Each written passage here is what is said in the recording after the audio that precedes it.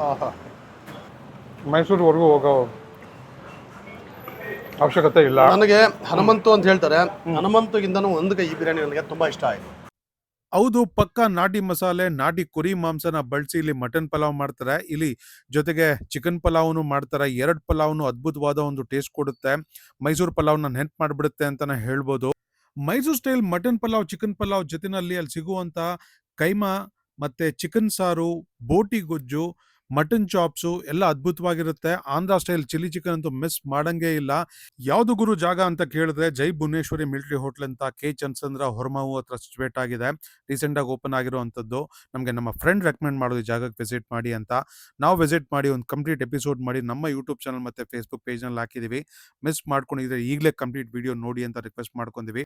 ನಾವು ಆರ್ಡರ್ ಮಾಡಿದಂಥ ಪ್ರತಿ ಒಂದು ಡಿಶ್ನು ತುಂಬಾನೇ ಅಥೆಂಟಿಕ್ ಆಗಿತ್ತು. ಪಕ್ಕಾ ನಾಟಿ ಸ್ಟೈಲ್ ಅಂತಾನೆ ಹೇಳ್ತೀವಿ. ಶೆಫ್ದು ಒಂದು ಕೈ ಚಳಕ ಪ್ರತಿ ಒಂದು ಡಿಶ್ನಲ್ಲೂ ಗೊತ್ತಾಗ್ತಾ ಇತ್ತು. ನಾವು ಟೇಸ್ಟ್ ಮಾಡಿದಂಥ ಬೋಟಿ, ಕೈಮಾ, ಮಟನ್ ಚಾಪ್ಸ್ ಮತ್ತೆ ಮಟನ್ ಪಲಾವ್, ಚಿಕನ್ ಪಲಾವ್ ಅದ್ಭುತವಾದ ಒಂದು ಡಿಶಸ್ ಆಗಿತ್ತು. ಖಂಡಿತ ಈ ಜಾಗನ ನಿಮ್ಗೆ ರೆಕಮೆಂಡ್ ಮಾಡ್ತೀವಿ. ಈ ವಿಡಿಯೋ ಅಥವಾ ರೀಲ್ ನಿಮಗೆ ಇಷ್ಟ ಆಗಿದ್ರೆ ಜಾಸ್ತಿ ಜನಕ್ಕೆ ಶೇರ್ ಮಾಡಿ, ಲೈಕ್ ಮಾಡಿ. ನಮ್ಮ ಪೇಜ್ನ ನೀವು ಫಾಲೋ ಮಾಡ್ತಾ ಇಲ್ಲ ಅಂದ್ರೆ ದಯವಿಟ್ಟು ಫಾಲೋ ಮಾಡಿ.